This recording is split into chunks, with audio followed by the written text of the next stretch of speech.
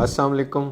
मेरा नाम डॉक्टर आबिद मुश्ताक है। इस वक्त हमारे मुल्क में डेंगू तेज़ी से फैल रहा है। डेंगू की वजह एक वायरस है जिसके फैलाव का सबब एक मच्छर है।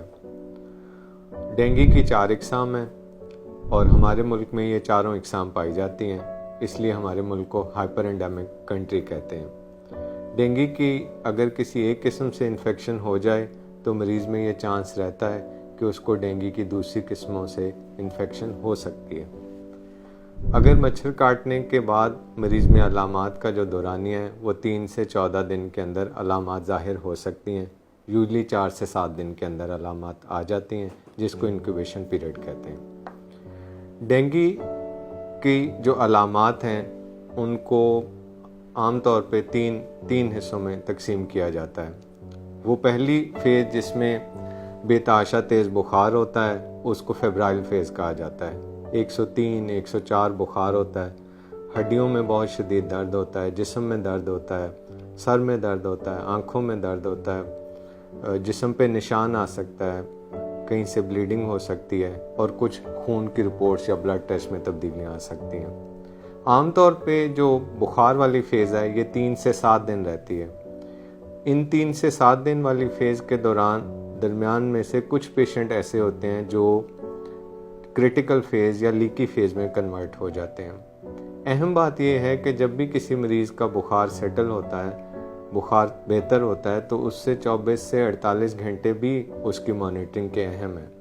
और क्रिटिकल फेज़ के बाद फिर वो लोग हैं जो कन्वेलेसेंट या ठीक होने वाली फ़ेज़ में, जिसमें आपकी अलामात, आपकी रिपोर्ट्स, आपका ब्लड प्रेशर, ये सारी चीज़ें बेहतर होना शुरू हो जाती हैं। अगर हम बात करते हैं डेंगू के टेस्ट से रिलेटेड, तो हमारे मुल्क पाकिस्तान में इसके टेस्ट अवेलेबल हैं। कुछ वो टेस्ट हैं जो शुरू के दिनों में किए जा सकते हैं, पहले 5 से 7 दिन में, और कुछ उसके बाद डायरेक्ट डेंगू के वायरस को डिटेक्ट करने के टेस्ट भी मौजूद हैं और उसकी एंटीबॉडीज़ के लेवल चेक करने के भी टेस्ट मौजूद हैं।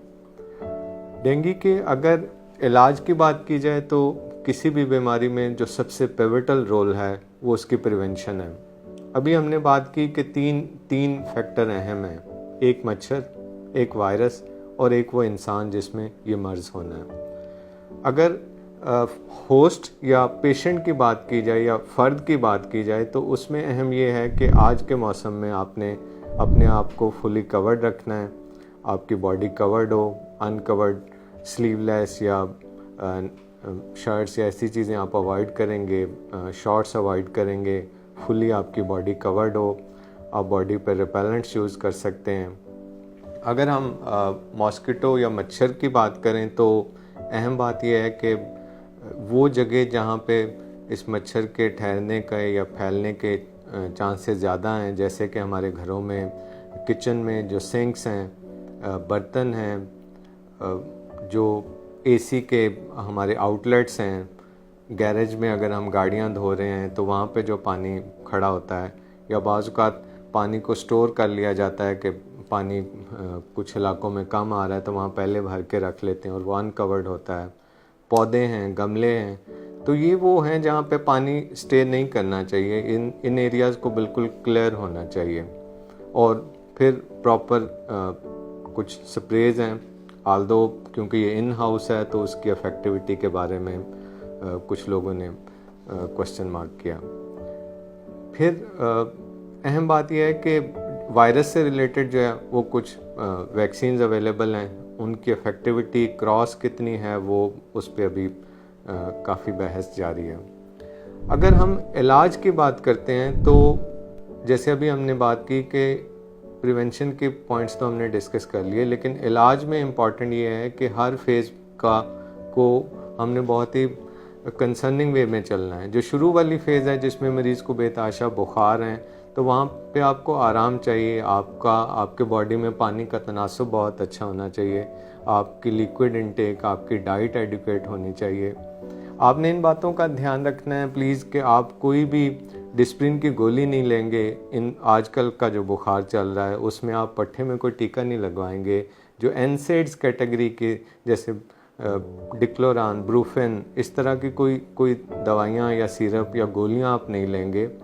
और वो लोग जो हाई रिस्क कैटेगरी में आते हैं, जो छोटे बच्चे हैं या बड़े बुज़ुर्ग हैं, या वो लोग जिनको मल्टीपल और भी बीमारियां हैं, जैसे शुगर है, ब्लड प्रेशर है, दिल के मसाइल हैं, गुर्दे ख़राब हैं, वो डायलिसिस पे हैं, सांस के मसाइल हैं, तो ऐसे तमाम लोगों के लिए ज़रूरी है कि वो डॉक्टर के साथ राब्ते में रहें, ताकि उनकी बार बार असेसमेंट की जाए। और वो लोग जो अपना ठीक से ख्याल नहीं रख पाते फॉर सोशल रीजंस और मेंटल कंपैटिबिलिटीज़, तो ऐसे तमाम लोगों का एक ऑब्जर्व सेटिंग में रहना, बार बार असेसमेंट होना बहुत ज़रूरी है।